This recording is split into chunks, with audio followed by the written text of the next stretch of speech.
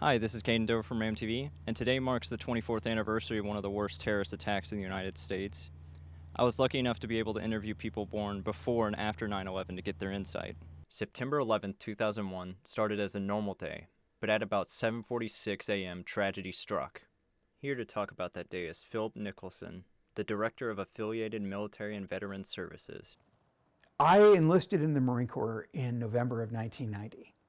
So on 9/11, 2001, I had been in the Marine Corps just over 10 years.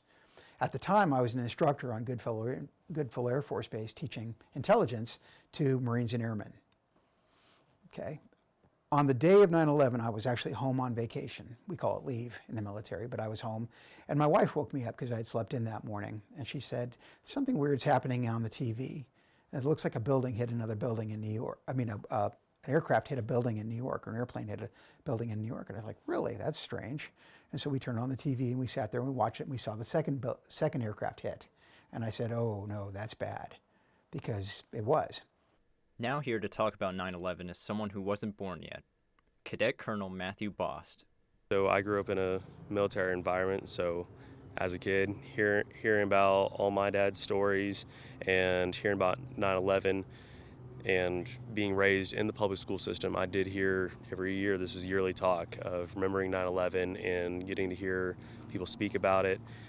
It's just, as a kid, the call to arms was definitely a big thing in my life, and 9/11 was just a reminder of that, and that call to duty, call to service, and to serve my country, to do whatever I can, a small cog in a big machine, to help prevent something like this from ever happening again.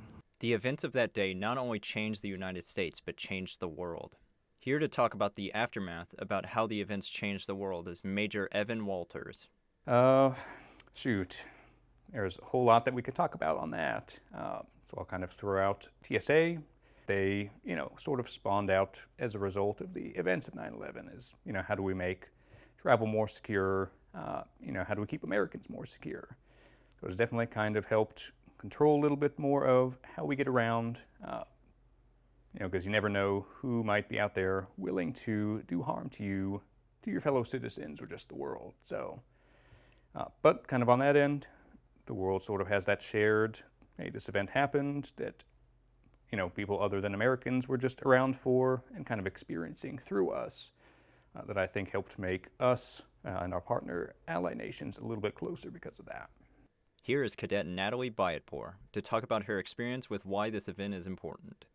I think that after 9/11, there was a huge kind of push for community, especially with military and civilians. So I major in intelligence and analysis, so I kind of see that civilian side. A lot of the first few classes are talking about 9/11. So you kind of see that that civilian side, and then I get that military side from ROTC, and I think it really brought community back to our country, and I think you still see it because we have events like this every year. We did events like this in grade school, middle school, high school now. So I think it really brings people together to remember those who lost their lives and those still affected by it. These events have caused a significant transformative impact on our world and society as a whole. It changed the United States in a way that nobody could have envisioned. We're not the same as we were in the 20th century. And I don't think we'll ever go back. This has been Caden Dover with TV.